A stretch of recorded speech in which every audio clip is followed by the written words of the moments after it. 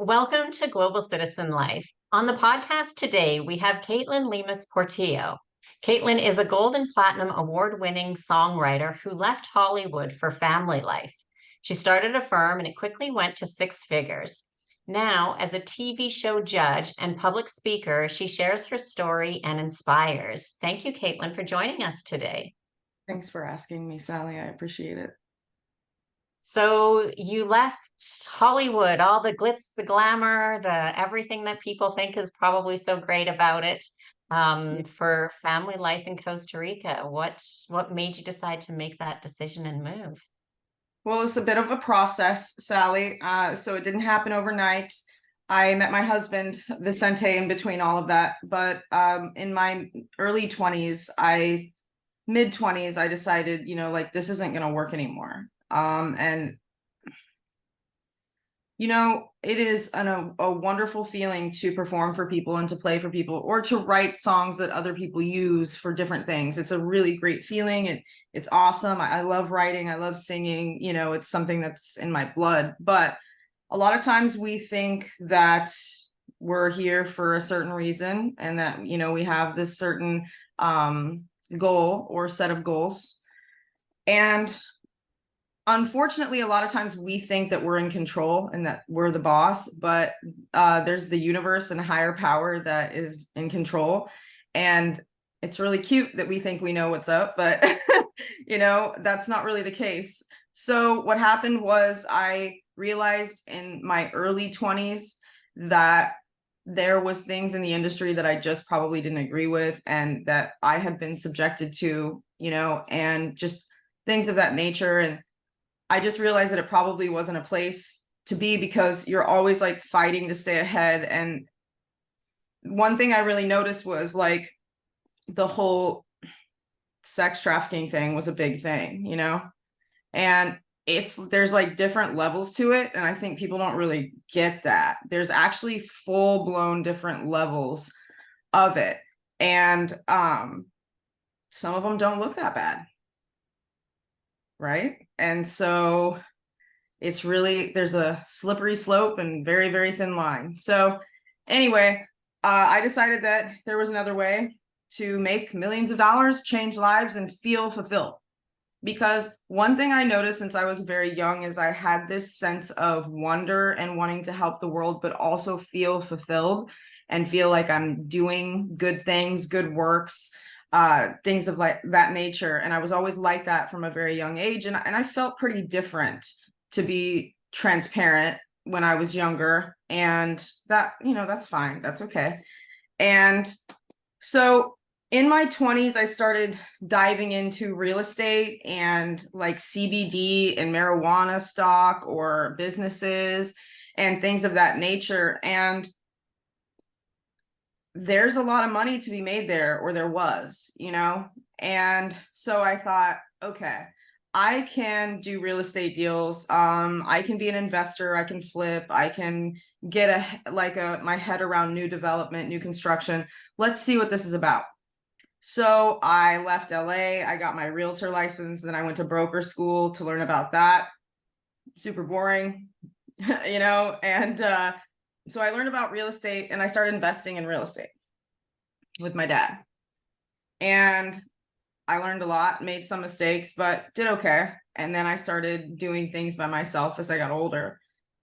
And I then started actually, for a very short period of time, I thought I wanted to go back to the music industry.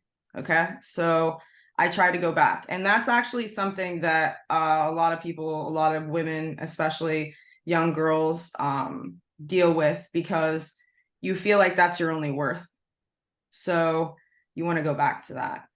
And it's really tough. I won't get too deep into that, but it's really tough. And so I tried to go back, and I was working with one of my mentors who I still work with to this day. And we worked at it for a year, and I got decently far. I got, looked at by some new publishers, but there was just something not right. There was just something that wasn't quite like God was, trying to say, like, this isn't the way. So it did not end up, like, we walked away from that And I said, okay, we got to just do business. Like, it's just business, no more music stuff. And then I opened up Homes by Heart, which was a construction and construction cleaning company out in Colorado. And that was, it went to 5-6 figures in the first year and a half I opened it. I worked my butt off for that. And then I got one of our good friends was running it for us for years. And it did really well. I learned a lot. And then, so during this time of having this construction company and development company, I haven't finished yet, and shame on me, but I was obtaining my doctorate of naturopathy. And so I was going to school, running my business, having, my team run the business as well. And I wanted to automate cleaning companies and quotes and calculators and how you give a quote, how a quote is spit out when you go to a cleaning company's website. And this sparked a revolution for me and was life-changing because it leads up to where we're at now. I tried to keep this story under 5 minutes always. And so I started really obsessing over technology while doing what I was doing. Mm-hmm. And then I met my husband. And so he was military, very like tactical and practical thinking, and a really amazing guy. And he really supported my business, and he was like, well, you're really doing your thing. Like, that's cool. You're an independent gal, and we started dating, and, eventually we started building a family, and he asked me to marry him. It was a beautiful wedding, like really, honestly, the fairy tale kind of thing. And so I was running a business, obviously, Homes by Heart, and several other side things we were doing. And then I was like, let's start a financial company. Let's help people get funding and fix their credit. So I did that, did pretty well there. And I wanted to automate that business. So I dove deeper into technology, automating algorithms, coding, all that stuff. Okay. Which led us to now our multi-million-dollar firm, Freedom Automations. I was able to retire my husband early, so he didn't have to do the 20 years. And we now live in Costa Rica. We got to build our dream house in Costa Rica in cash. We still have other real estate properties in the US and stuff. We're considering getting a real estate property in El Salvador now, where his mother's at, which is the neighboring country. So we get to go see her all the time. And we moved our children here. And then we took it a step further. We moved his ex-wife and her kids here. And I'm about to be, I'm not certified. I'm working with a doula midwife, but I'm going to help her with her water birth. I had water births as well. And hopefully I can pick up with my doctorate, maybe if I get some time. But we did a whole lifestyle change, a whole spiritual change, a whole physiological change. We didn't just move ourselves and our immediate family. We moved his ex-wife, her kids, and we're about to help her welcome her baby into the world. We did something only that's in movies. People tell us all the time, like when we watch your videos on the internet, we're like, we can't believe that Kate pulled this off. I mean, do you know who I am? Like, I'm the craziest woman ever. Okay. This should not be a shocker at all. When I want to do something, I go for it. When somebody tells me, oh, that's going to be tough. It's like, it was tough to earn gold and platinum records at 13, 14, and I did it. This is nothing. Let's go. So that's the story. It's always good if I can keep it under 5 to 10 minutes because it's a lot, but here we are. Our life isn't perfect, but we're so blessed. We're so grateful. It's been amazing. We're just the kind of family that, like, listen, we're not perfect, but we try not to have screen time for our kids. We try to do physical activity 2 to 3 times a day with our children, swim in the pool, take them to the beach, do hands-on activities. We, saved up a lot of money so they get to go to a private academy right here on the beach. So that's us. I'm 35, my husband's 32, and the goal was to be mortgage free by 35. So it's been, yeah, it's been a journey. That's fantastic. So many questions, of course. Yes. Why Costa Rica? What made you choose Costa Rica? Couple reasons. Great question. A, safety. Very, very safe, especially where we live. We live in the Tamarindo Villarreal area. Very, very safe. A lot of expats, a lot of ex-CIA, DOD, military, a lot of people just like me who have my views and all that good stuff. So number one, that's it. Safety and sense of community was big.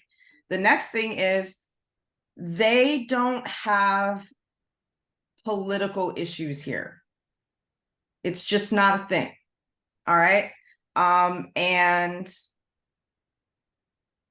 it's a little bit more of, I'm very conservative in some ways. I'm a liberal conservative, okay?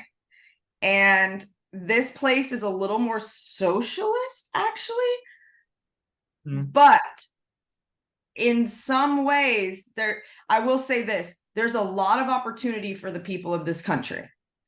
And if you want to do stuff, you can. It's a country where they aren't telling you you can't do things, and you can't be a business owner, and you can't do this, and you can't do that. So there are certain freedoms here that the country proved to have that made me feel okay.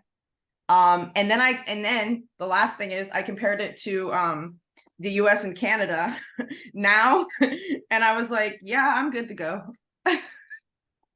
Right.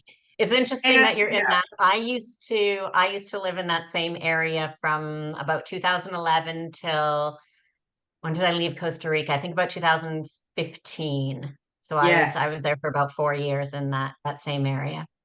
Yeah, it's beautiful. It's really beautiful. We got friends, we go out to eat, we have wine with them, we do dinners. Like, it's everything we could have ever wanted in the US, and we just didn't get it there. Now, I'm not saying we didn't get it because we were in the US. I'm not like a US hater. I love the United States of America. I love them. Okay.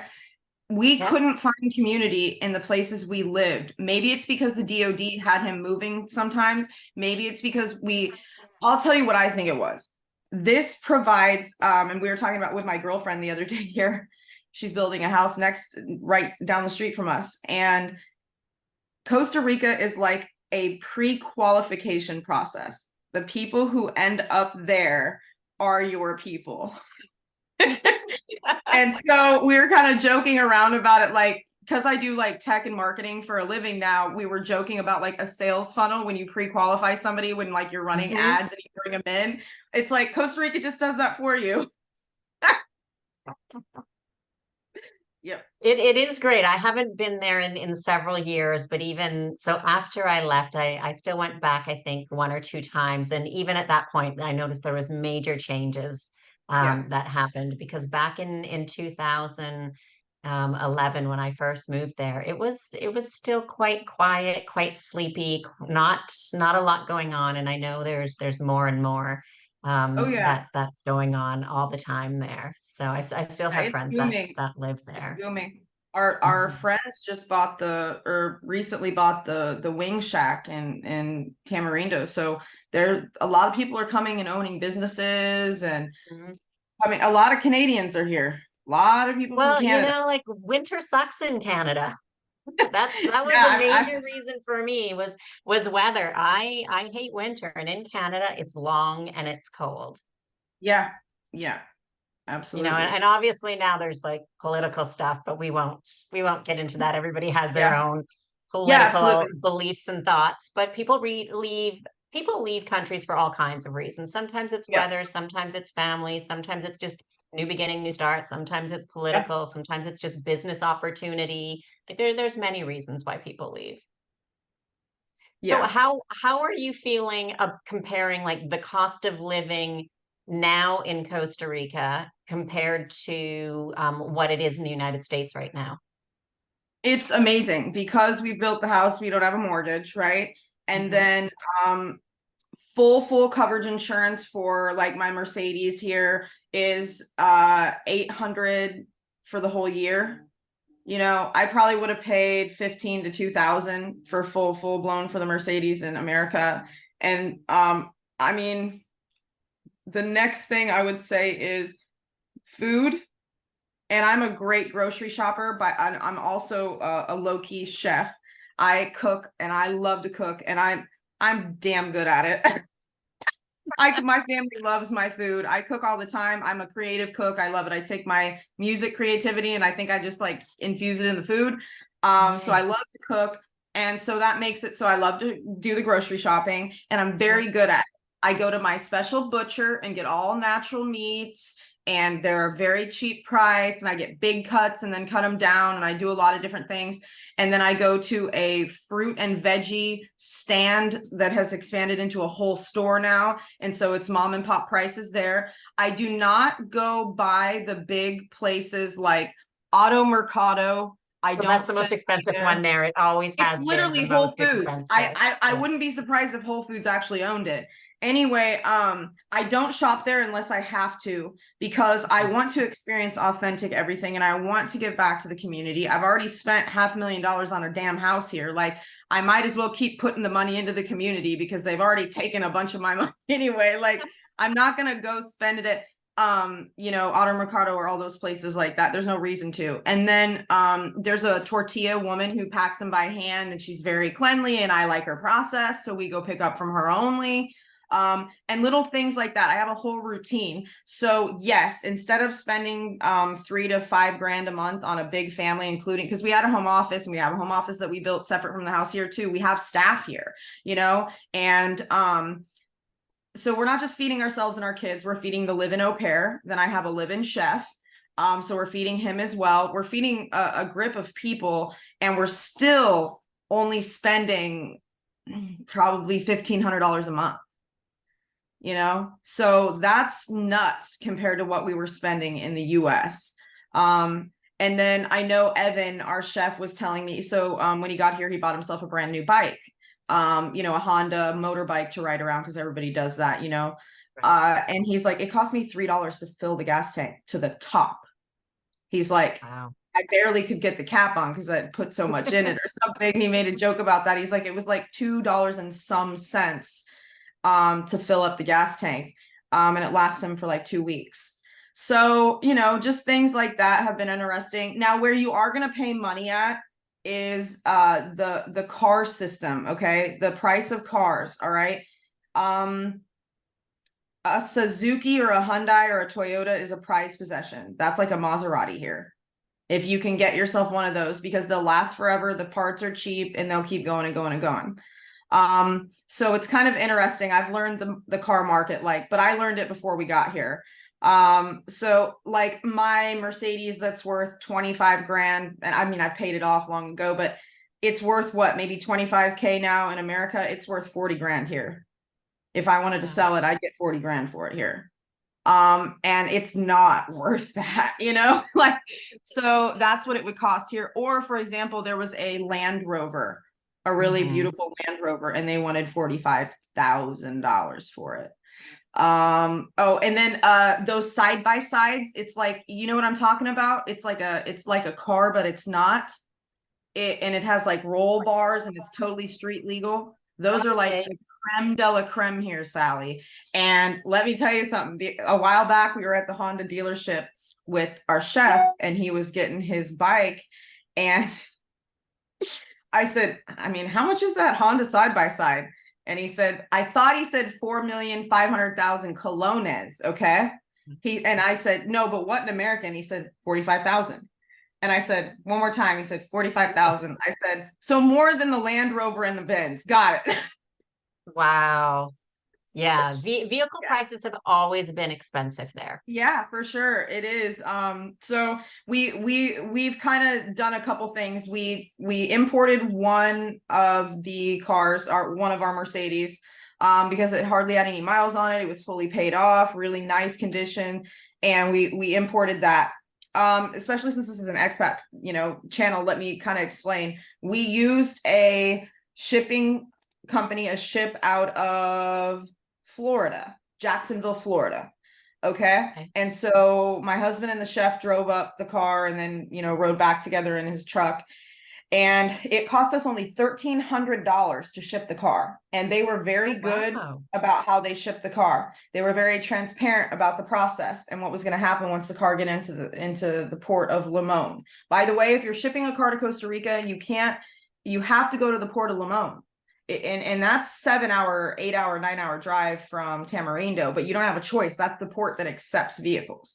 So anyway, what happens is we used a company called Ship Overseas, and Ronaldo was an awesome guy. And then he had a friend, a gal named Patricia, who really was on her ship. And she got it in and sent us pictures immediately, went to meet with immigration and all that fun stuff, and then told us how much it was going to cost and was honest with us. She was only a couple $100 to handle this whole process. And then it was 7,000 some dollars to pay an import tax for my vehicle based on the year.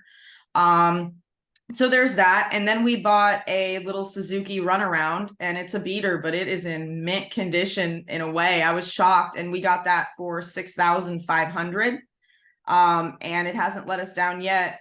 And we're in the process of buying another vehicle just so we have enough for everybody, because everybody's got different things going on and our kids have activities and stuff. So we are in the process of buying one more. And so we'll see what it goes. I sent it into a mechanic before I take it off the lot. So I'm waiting to hear, the truth. Thing to do. Yeah, Yeah. exactly. A trustworthy mechanic. So you mentioned the kids, your kids, and then your husband's ex-wife's kids. Yep. What age range are we talking about with all the kids? Oh, the fun stuff. All right. So we have an 11-year-old who is just got her period and is experiencing womanhood. So we have a teen happening now. And then we have a almost 9-year-old Marisol, who is between Callie, or is between Robin and my husband. All right. Okay. Then we have Luna, who is between my husband and I. She is 3, just turned 3. And then Robin and her husband is in the States. He works for the CIA. And they have a newborn about to come that I will help birth. And then they have a 3-year-old and a 5-year-old. So that's a lot of kids. we have one who thinks she's going on 18, and then we have one who's 9 who doesn't want to do anything and defy us, Marisol, and then we have the little ones. Oh, that's great. And so how are they all adapting? I'm sure like the younger ones seem to adapt with moves quite easily, but what about the 9 and 11-year-old? They love it. They absolutely love it. And they say this is the best thing we ever did for them. That's great. That's great that they're loving it there. Because sometimes you never know. And especially getting close to that teenage years, it's when I moved there, my daughter was 13 and she was not happy. We've heard some people say that it just wasn't their bag. And I get that. I get that. Yeah, I mean it's not for everybody. And I do believe that sometimes the age, I think it would have been different if it would have been a little bit earlier if I would have went. Yes. With her, I do think getting into those teenage years make it a lot more difficult. But that's the way it is. And so now with your corporation, is it registered as a corporation in Costa Rica, or do you have it registered outside of Costa Rica? We have it outside of Costa Rica. And in the beginning, you kind of have to because you are an investor. We came in as investors. We bought land there. Then we invested in building with a builder and an architect and all that stuff. So eventually we will probably change it because my husband has dual, I believe, because he's not from America. He's from El Salvador, the neighboring country. And he immigrated at 13 before he joined the military at 17. So, I would say that there's a couple ways we're going to go about it. He's probably going to go back and renew all citizenship with El Salvador because we plan on buying some beachfront lots there. And then I am going to get I'm waiting just back on paperwork for my full-blown investor citizenship here. And my kids all fall under that. And then because his ex-wife Robin is having a baby here, her baby is going to be an actual Tico baby. And she will automatically, and all of her siblings will automatically get citizenship. That's fantastic. Yep. So I think we're here forever. I worked really hard to be able to get out of what I felt was my own prison. So I don't really see myself going back. I'm 35. I mean, I know that's really young. Like, I don't want to get into that conversation of like, what's old, what's age, but 35 is old enough for me to be like, what do I want to do for the last some years of my life? You know what I mean? It's old enough to be thinking like that, Yeah, and it all depends too. Like with everybody, it's what life experiences we've had and what we know that we want, right? I mean, you could still live easily another 75 years, but it doesn't mean you have to be in the States or in California or in wherever. I mean, we all we all have different things that we want. That's why there is, as I say, there is no such thing as one size fits all. Even when I look at Yeah, clothing, I'm like, one size does not fit all. There isn't, right. when people ask me too about moving their businesses to save taxes and do different things, they're like, well, where should I go? What should I do? And I say, well, I don't know. Because Depends on it's what you not want to just do, it's right? it's like what are your priorities? What type of work do you do? Do you have employees? Do you have like there's a number of things. So there's not just, oh, go to this country because it's no tax. Oh, go register here. There's many more things. So it doesn't matter. Even with living, I've lived 5 different countries now. Well, that's And so cool. they're all very different. I know I'm looking to relocate again because that just seems to be what I do. But they're all great experiences and they're all very different. They're very different places. And so it's great that you found a place where you, for right now or the next who knows Yes. how long, that's going to be home. And maybe it will be forever, but who knows? Maybe in 10 years, 15 years, like we Yeah. never really know. And we never know what's going to happen with the world either, you know? So Exactly. yeah, that could change. Where are you thinking of going? I'm I'm really kind of struggling. I'm not sure if I really want to say this out loud, but I'm kind of torn. So the 3 places I'm torn between is and they're all very different. So people are going to think that I'm Sure. crazy. The south of France, Dubai, or Malaysia. You know what? I I would probably do, well, Dubai is really safe. I will say Dubai that. is super safe, super clean. Like I Yeah. do love that. The south of France, I mean, I love Europe. I've Yeah. been years in Spain. I'm in the Balkans, which it's a little bit different now, but I absolutely love Europe. Time zone for work is so convenient. I have my morning Yeah. routine to do what I want before I really have to be on any calls. Like I start kind of officially work noonish one. I don't have That's calls before perfect. 1. So I Yeah. have my morning to do my routine. I love that, which is a downfall if I go towards Dubai, Malaysia, because that Right. time frame, time difference is very different. And so, like, there's pros and cons to all of them. Every Yeah. single one have pros and cons to. And so, you know, I don't know. I I just will don't say know. this. The south of France sounds more relaxing than Dubai. Yes. Just energetic wise, frequency wise, vibe wise, Dubai is great, but it's very brisk and cleanly and very like this.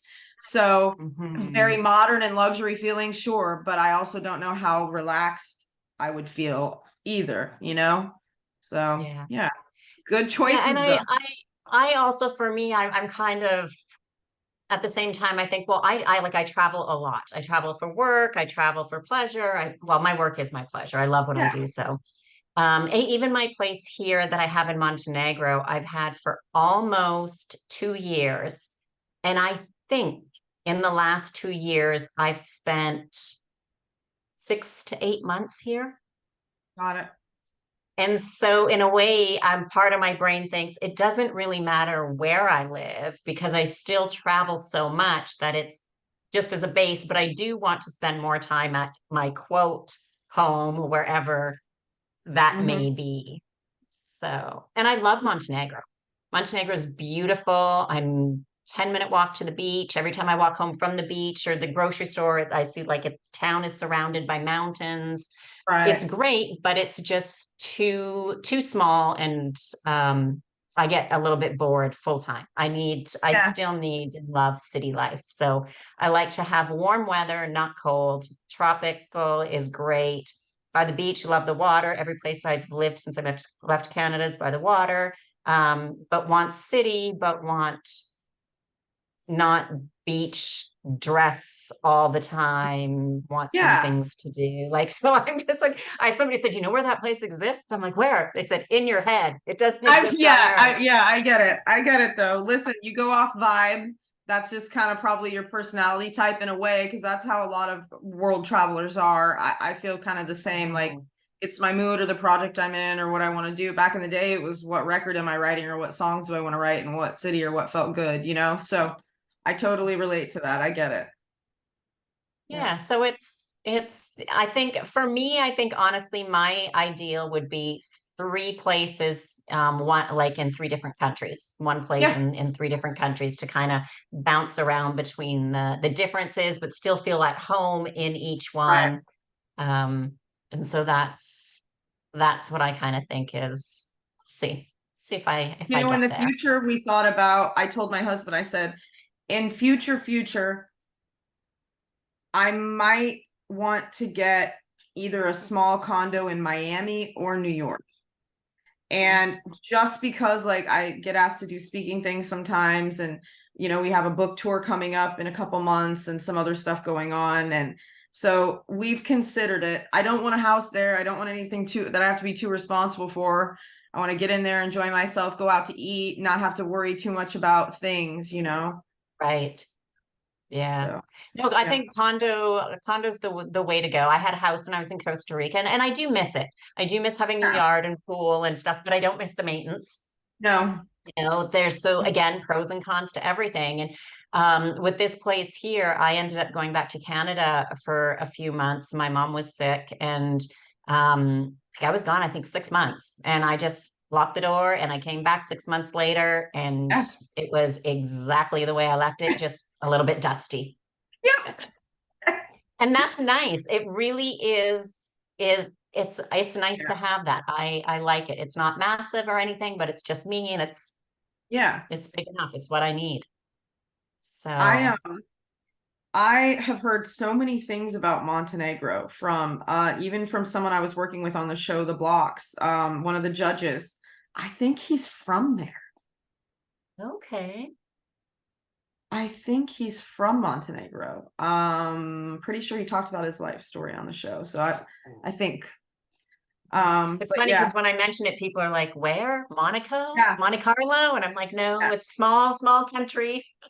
Yeah. Yeah, no, I Yeah. am 99% sure that's where he's from. Yeah. Um Wow. yeah. And it's a different accent.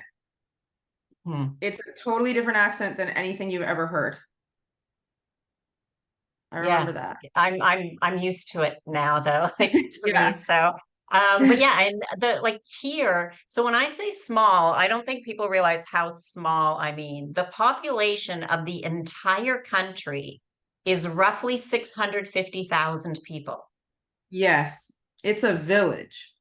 It's yeah, and so I do get bored. I do. Yeah. There's things to do and there's lots of outdoor stuff to do, which is great. Where I'm at, it doesn't snow, but the surrounding mountains snow. There's, I think, if you drive about 2 hours, maybe there's ski hills and stuff. I don't ski. I don't like cold. I don't do those things.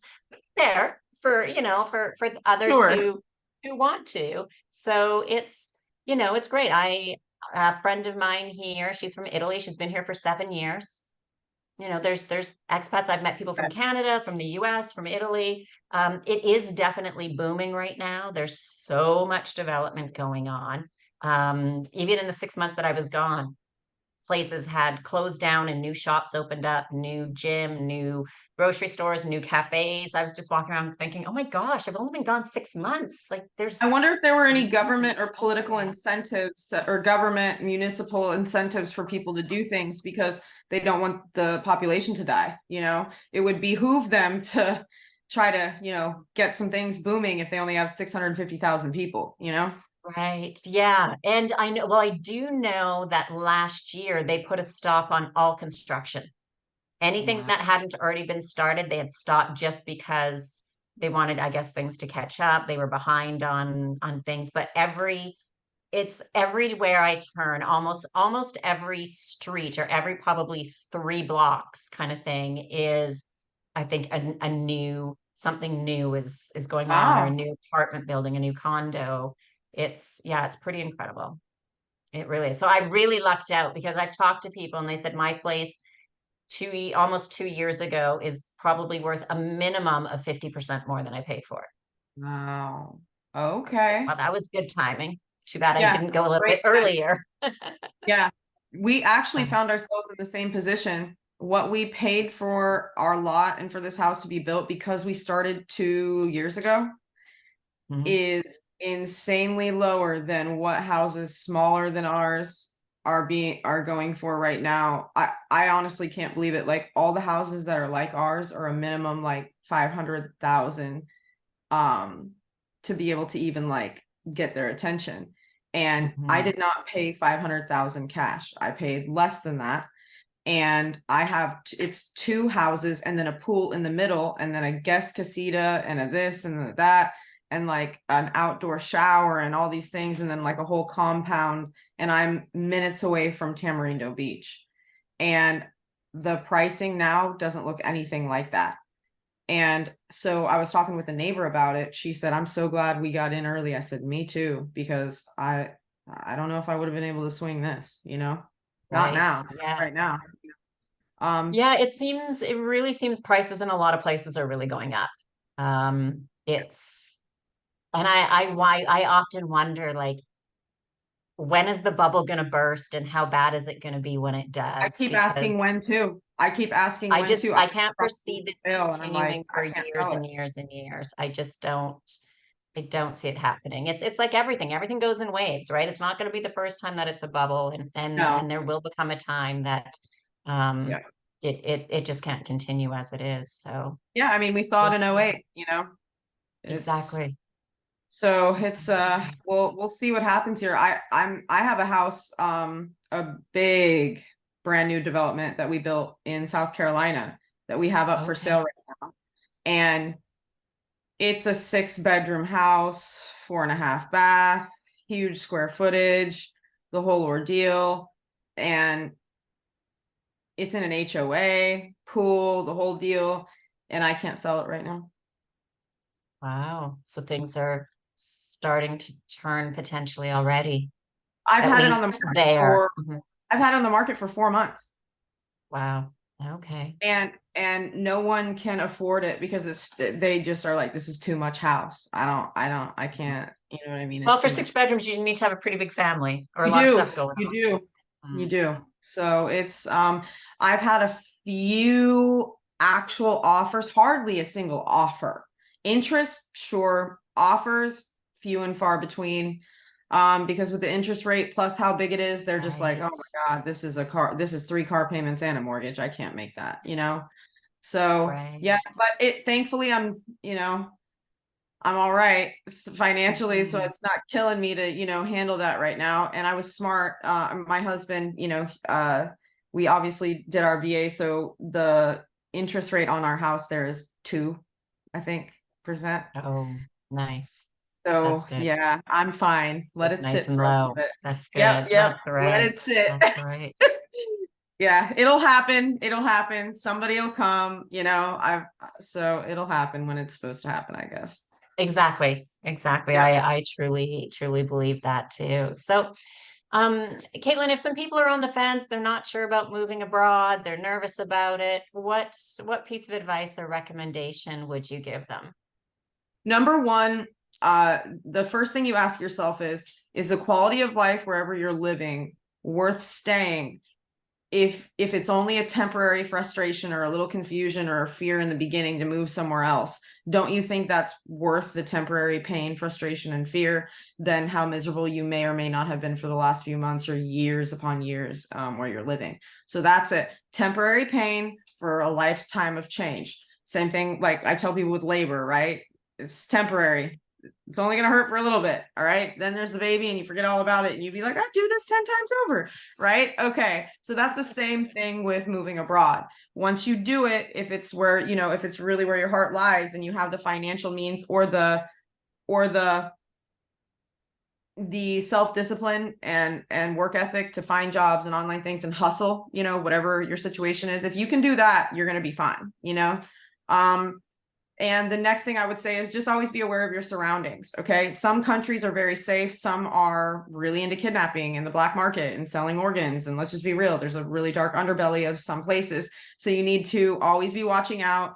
Always make sure you have a tracker on yourself or anything like that. Let people know where you're at. Maybe share locations. If you're moving abroad, find somebody in your life that you can share the location with 24 hours a day. Okay. Things of that nature. And then the next thing is, you need to respect the culture. And the more you take the time to learn the language or even try, the more they absolutely fall in love with you. They adore you. Okay. And take the time to learn all the mom and pop places, try to invest your money into those places. A lot of them tend to be cheaper. So before you're going to go somewhere, do the research. What is the number one commodity, or what are the top 5 commodities there? What are they known for? What do they sell? What do they import? What's the cost of living average? How much do normal citizens of that country make? Like, you really need to immerse yourself and get yourself familiar. Then go on Google Maps, study the areas, take a stroll down them for weeks, months at a time, and immerse yourself and see if you can make that place your home. Okay. When I moved to Costa Rica, I didn't shed a tear. I didn't blink an eye. It was boom, boom, boom. We didn't take weeks off to get settled in and go back to work to run a 7-figure business. We had 3 freaking days and we were back in the office. Kids were in private school and life moved on. And we enjoyed ourselves, date night, going to the beach, doing stuff. The kids, their academy doesn't have school on Fridays, so we get long weekends with our children. So anyway, that's the advice I can give. Be super proactive and respect the community, and understand that wherever you're moving to, there's a chance there's exceptionally poor people there. So you need to give back to the community, and you need to make sure that you go there with a cultural, you need to humble yourself. There has to be a sense of humility in there, or else you're not giving back to that community. You're going there literally just to profit off of it. And profit, I mean, doesn't have to be financial. It can mean just like mental, physical. I go there and I drink all their cheap booze and I get effed up and I enjoy the cheap food. Like, you have to have some sort of humility to what you're doing. Yeah, go enjoy cheap food. Yeah, go get drunk with your friends for $5 instead of 35. Do whatever you want to do, but understand that some people are living in shambles so you can enjoy this life here. So there's a heavy scale of balance with moving abroad, and I think people just need to be aware of that. I have an affinity for foreign men, and every husband I've had, well, I've only had 2, have not been Caucasian. So I'm used to immersing myself into Latin culture and hanging out with their mothers and hey, we all have a type. All right. Absolutely. Right. And yeah, so I've been immersed in it, and growing up in LA, I spoke Spanish and lived in the Hispanic culture. So, I'm really appreciative and used to that type of cooking and the type of living it is, and very humble livings. And I love it. I immerse myself in it. This is part of the culture. This is part of my family. This is what I've chosen to do. And yeah, so I would say all those things, if you can try to, compact them a little bit. Yeah, that's some advice. Excellent. And if people wanted to work with you, where would they find you? Sure. I'm all over the internet, known for being very raw and controversial. And you can find me at yourfreedommastery.com, or you can find me on Facebook, TikTok. On TikTok, I'm K Lemus Portillo Scales Biz, B-I-Z. On Facebook, I am Kaitlyn Jane Lemus Portillo. I am certified on there, verified on there, so there's a blue check. You can find me there. Or you can just book a free consult. I do one-on-ones where I fly you to Costa Rica and you spend 4 days with me, and we do a lot of work, and I help you with your business and strategy. And I have won quite a few awards for doing what I do and helping with strategy and tech. Yesterday, we just found out we won the Go High Level Tech Award. So we're going to Dallas. Yeah, it's like a 2 Comma Club award. Yeah, it's like that's great.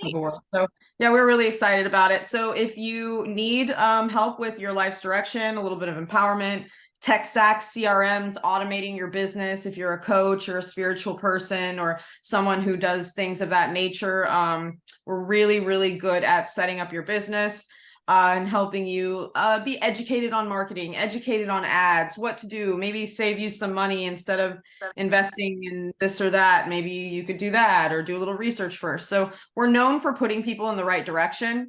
And that's actually why I haven't been back for a little bit. I've done several seasons on the TV show with Wes Bergman on the blocks. And we're just known for being transparent and really helping people with their journey in business and entrepreneurship. So you can also just book a free consult. I'll show up. You actually get me and my set of female assistants that come on as well. and it's kind of an open floor for 30 to 45 minutes. And that is, you can book that free. If you want to take advantage of that free discount, we have an actual link for it. And it's www.freedomautomations.com/call. And that calendar in particular is free consults, and you actually get me, and I'll show up and we'll see what's up. All right. Well, we'll put links to everything in the show notes below to make it easy for everybody. So thank you very much, Kaitlyn, for joining us Absolutely. today. And I know our Thank listeners got you. some valuable information.